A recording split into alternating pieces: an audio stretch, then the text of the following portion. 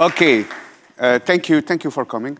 So Sylvie and I will give an hybrid speech, hybrid talk. The first part is stemmed from a book that we just published, a book that tries to propose an original approach to Hallyu, a monographic, multiscalar, and multi-level approach. And the second part of this speech, this talk, is devoted to an ongoing project, a new project, an edited collection, edited by President Moon, Sylvie, and myself. And it's quite new, and we will talk about this. So we will start with our last book. So just to give you a vision of the book, this is the English version and the French version. So it was basically a monography about Hallyu, about the Korean wave going abroad, and a focus on the French soil and the way French people accommodate and consume Hallyu products. So the point of departure for us both was to take the Hallyu as a way to answer or try to answer big questions that are main concern in sociology on many levels and many scales regarding globalization of culture, cultural sociology, even post-colonialism. And we tried to focus on giving with Hallyu new insights on those questions. Many people, many researchers have been focusing on Hallyu before us. We have taken their work as a basis of elaboration for our work. So the main issue were globalization of culture, of course, transformation of capitalism, geopolitical issue, as Mr.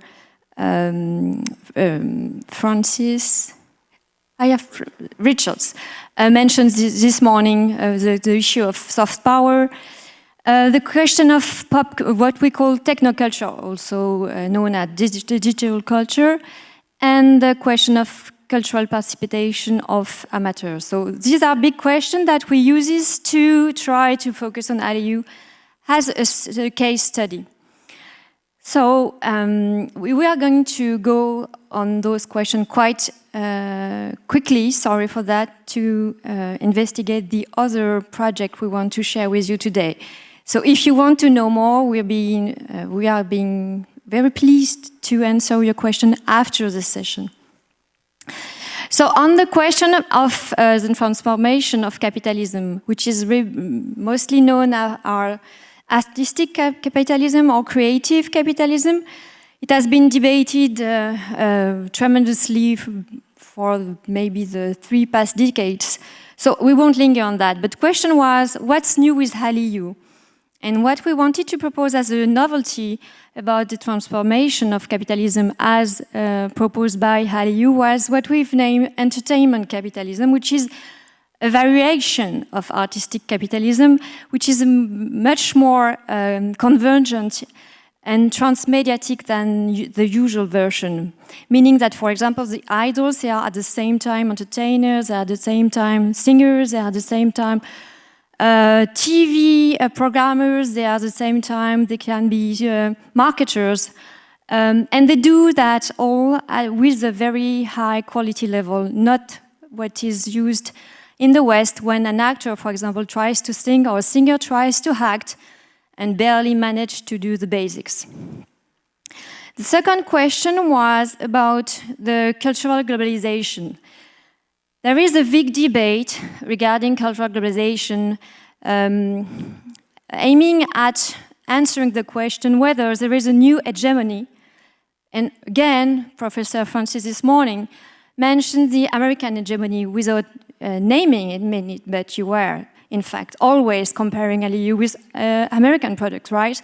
So it is about hegemony. What is the new hegemony? And is there a new hegemony in the cultural globalization? Or is there something different that many scholars have called decentralization or multi-centralization or multipolar cultural globalization, which gives us the idea of naming the Hallyu alternative globalization. Why? Because alternative globalization is a globalization that has not as a purpose to be hegemonic. It's just a proposition that goes abroad with or without the attempt of gaining power, of course, but not with the attempt of being overwhelming the other proposition per se. Third question, which is very much linked with the second one, the question of geopolitics. Cultural globalization is also about geopolitics, of course, and the rise of the mention of soft power in the public debate shows that something is shifting from the vision we have about the geopolitics being about army and economics towards something more invisible, if I take the terms that were mentioned this morning, but not so invisible when it comes to cultural industries, in fact, which is culture. And culture has been called a soft power, at first because it was supposed to be completing something called hard power. But the novelty with Korea, again, is that Korean is not displaying a hard power in the traditional way, even though Korea has a strong army, has a strong economic power, but is not displaying this power as a first one, meaning that it's not, again, trying to overcome or overrule or dominate other countries that are the neighbors, but they're trying to do something more elaborate, meaning that it is using cultural soft power to gain other kind of power. That's what we have called sweet power. Last questions. What about this desire of consuming difference that we can encounter all over the world among modern consumers? The consumption of difference has been, for many, many years now, a real driver of the development of consumerism. We want to have something different, and something different is often something that comes from another country, another place, another population, another culture, and so on. So what does that consumption of difference mean in terms of what people have to proceed, have to work to be able to consume that kind of difference? So this consumption of difference has led us to discuss first what is difference. Difference is not about cultural knowledge per se, it's something that you perceive as difference. So the K of K-Wave is not so much about what Korea really is, but about what Korea may represent or may evoke. And this K, this floating signifier, which is the K, is changing over time and is never going to be settled in a way. It's never going to be something authentic, even though it can represent something authentic for you. Second thing we wanted to discuss in that effect of consumption difference, what do people have to proceed as a reflexive work to achieve that kind of consumption? And we propose the term of cosmopolitan amateur. What is the cosmopolitan amateur? It's someone that consumes the difference with the knowledge of this consumption to be the consumption of difference. To make me maybe more clear, I will just give you an example. When I was a child, I watched a lot of Japanese anime. But nobody knew at that time that it was from Japan. Because the face here was white. Nothing evokes Japan in the anime, like great singer. I always forget the name because we name it differently in France. Great singer, the great singer. Nobody knew that it was from Japan. Now, when young people, they watch anime, they all know it's coming from Japan because it's very obvious. And there is a discourse, a marketing discourse around it, naming this is from Ghibli studio, for example. This is from another studio, but it's very obvious that it comes from Japan. And the fact that it's Japanese is part of the pleasure of consuming it. So this is what we mention as the cosmopolitan amateur, and we have developed an analysis of what is the cosmopolitan amateur. So this is what's for our book, and now about the new project. Thank you, Sylvie. So we can skip this. Oh, this is the new project. As you will see, we have an agreement with our publisher, Brill, and Sylvie and I, we are editor-in-chief of the Youth Global Suite Studies. This suite is very focused on the question of youth in our global world. So we will take advantage of this opportunity, and also this new project lingers on a point, on the fact that as Hallyu is now very globalized, we can try to compare. We will try to compare, but we need, of course, that scholars like you or the ones affiliated to many countries, based in many countries, propose something, very focused on just one question, the question of reception.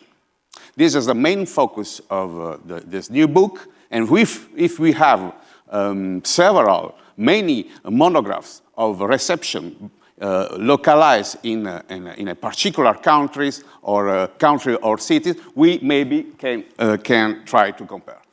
Okay, just a few words on the aim and scope of this book. So we, with President Moon, we try to imagine some topics. The first one is linked to a big debate on the question of the proximity or distance. Because when the studies on Hallyu started, the main reason that scholars advocate to explain why consumers were very fond of Hallyu, the main reason advocated was the question of cultural proximity. Take the example of the classic K-drama, the Winter Sonata. Winter Sonata was consumed by Japanese women because there is a very cultural link between Japan and Korea. And this can be applied to East Asia. Maybe this perspective can be applied to Middle East, maybe, to some other countries, but it doesn't work if we apply this explanation to France, or to Latin America, or to the US. So the question is, if Hallyu is today globalized, we have to go beyond the explanation of cultural proximity. And there is another one, an opposite reason. The other explanation is focused on the idea of exoticism. People consume, maybe in France, consumers, they consume these products because they are very, very different. We think, Sylvie and I, that the two explanations are not good.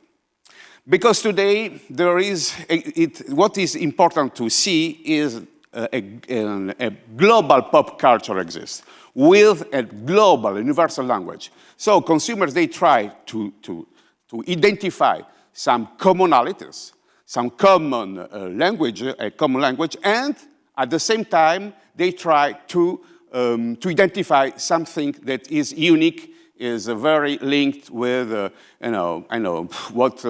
I don't know if my pronunciation is good, what we call the Han or Jong, something that is typical Korean.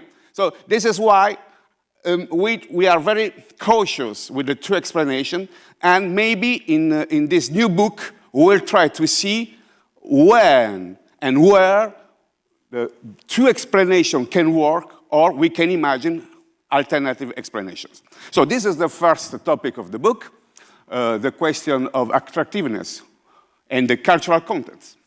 The second question is linked to the question of the novelty. It's very important because aesthetic capitalism that Sylvie mentioned is all about the production of something new. And it's very linked to the question of emotions, what Eva Illouz called commodities, the commodities that conveys a strong emotion. So this idea is it's important for us, and we will try to see in this book, through this topic, the question of the consumption of difference. People consume not only because they try to identify cultural content. They consume also because a product has a strong aesthetic. And Hallyu is really aestheticized, not only K-dramas, but think about K-pop, think about K-food. Everything is aestheticized. And some people even call Hallyu as a cultural package. So everything is aestheticized, but the question is, it's true, and people try to consume something always very different. So another point for the reception is to see to what extent people are very familiar or not with these new global flows coming from East, this alternative flow, and to what extent this can maintain the consumption because it's new or not new. So the second point is important, is linked to the production of aesthetic commodities. The third topic is also very important, at least in France. And we think we can try to capture this dimension in other countries. Is the idea that Hallyu can provide some important tools for people, can provide tools for a personal empowerment. I can't remember the number of interviews in which people, young people in France, they tell the history of their biography, the personal trajectories, in which the discovery of Hallyu was a way to empower themselves. For many reasons. Because they Hallyu provides people with soft skills, with the idea of openness, of discovering new culture, or try to learn Korean. That is very difficult for us. So there are so many examples of what this point, and for us this is important, because what is maybe new for Hallyu is that, at least in France, young people who consume this culture comes not only from middle classes, but also from lower classes, with also a background and migration background. So we have to imagine why, for these people, this exotic culture is so important to improve themselves, and to what extent. So this is important to see how the personal trajectories can be built thanks to this consumption. And the last one is about belonging. Belonging is also important in a global world, because young people, they try to cope with this big pressure to find a belonging, to express themselves and to belong to someone. Oh, we know that today nation is not enough. Nation is not enough. Even, of course, nationalism is coming back. The return of the nation, we can see this in Europe, in Italy, in France, in Sweden, in Spain, in the US. Okay, but I don't want to talk about this. But even if nationalism is something that is still important, maybe more important today than for our generation, the question, one of the big questions that young people, they ask is, what exists, is anything that can exist above nation? And what can be a cosmopolitan stance? From a political point of view, it's difficult to find this. Maybe in Europe is the European Union, but it's not enough for them. So they try to find something that is more linked to a community.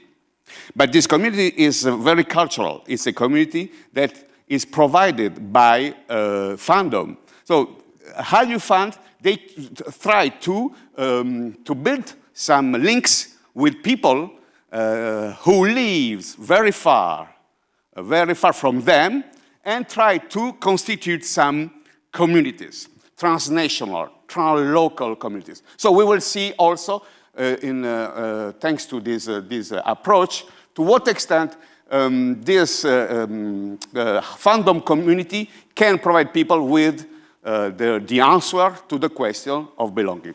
So this is the last one. And so we invite you to join us.